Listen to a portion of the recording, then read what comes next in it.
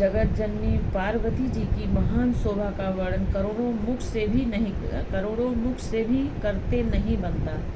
वेद शेष जी और सरस्वती जी के उसे कहते हुए सकुचा जाते हैं, तब मंद बुद्धि तुलसी किस गिनती में है। सुंदरता और शोभा का खान माता भवानी मंडप के बीच में जहाँ शिव जी थे वहाँ गई। वे संकोच के मारे पति शिव के चरण कमलों को देख नहीं सकती, परंतु उनका मन रूपी भौरा तो वहाँ रसपान कर रहा था। मुनियों की आज्ञा से शिव जी और पार्वती जी ने गणेश का पूजन किया। मन में देवताओं को अनादि समझकर कोई इस बात को सुनकर शंकर ने शंका न करे कि गणेश जी तो शिव पार्वती के संतान हैं, अभी विवाह से पूर्व ही वे कहाँ से आ गए। वेदों में विवाह की जैसी रीत कही गई है, महामुनियों ने वहाँ सभी रीत करवाई। पर्वतराज हिमाचल ने हाथ में कुछ लेकर तथा कन्या का हाथ पकड़कर उसे भवानी जानकर शिव जी को समर्पण किया। जब महेश्वर शिव जी ने पार्वती का पाणी ग्रहण किया, तब सब देवता हृदय में बड़े हर्षित हुए। श्रेष्ठ मुनिगण वेद मंत्रों का उच्चारण करने लगे और देवगण शिव जी का जयकारा करने लगे। अनेकों प्रकार के बाजे बजने लगे। आकाश से नाना प्रकार के फूलों की वर्षा हुई। शिव पार्वती का विवाह हो गया। सारे ब्रह्मांड में आनंद भर गया। दासी दास रथ घोड़े हाथी गायें वस्त्र और मणि आदि अनेक प्रकार की चीजें अन्न तथा सोने के बर्तन गाड़ियों में लदवाकर दहेज में दिए, जिनका वर्णन नहीं हो सकता।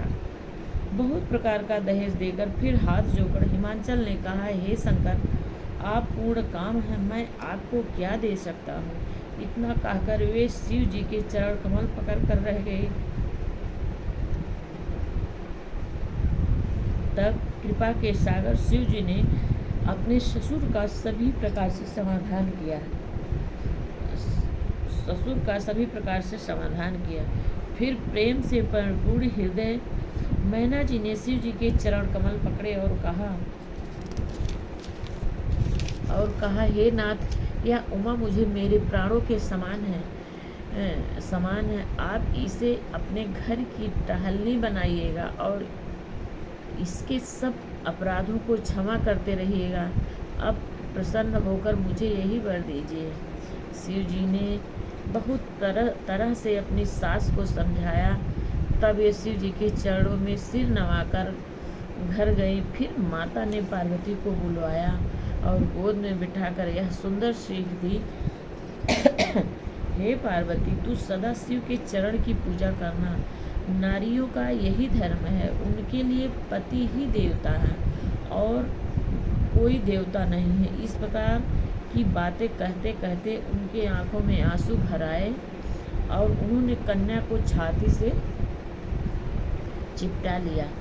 फिर बोली कि विधाता ने जगत में स्त्री जात को क्यों पैदा किया है, पराधीन को सपने में भी नहीं सुख मिलता। यो कहती हुई माता प्रेम में अत्यंत विकल हो गई, परंतु कुसुमय जानकर उन्हें धीरज धरा।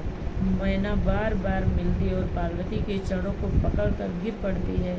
बड़ा ही प्रेम है, कुछ वर्णन नहीं किया जा सकता।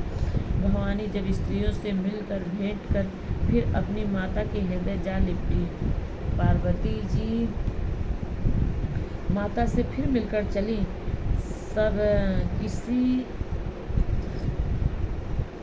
सब किसी ने उन्हें योग्य आशीर्वाद दिए। पार्वती जी फिर कर माता को देखती जाती थी। तब सखियां उन्हें शिव जी के पास ले गईं। महादेव सब याचकों को संतुष्ट कर पार्वती के साथ घर कैलाश को चले। सब देवता प्रसन्न होकर फूलों की वर्षा करने लगे और आकाश में सुंदर नगाड़े बजने लगे। तब हिमवान अत्यंत प्रेम से शिव जी को पहुंचाने के लिए साथ चले। वृषकेतु ने बहुत तरह से उन्हें संतोष कराकर विदा किया। पर्वतराज हिमाचल तुरंत घर आए और उन्हें सब पर्वतों और सरोवरों को बुलाया हिमवान ने आदर, दान, विनय और बहुत सम्मान पूर्वक सबकी विदाई की। राधे राधे। जय श्री राम, जय हर हर महादेव।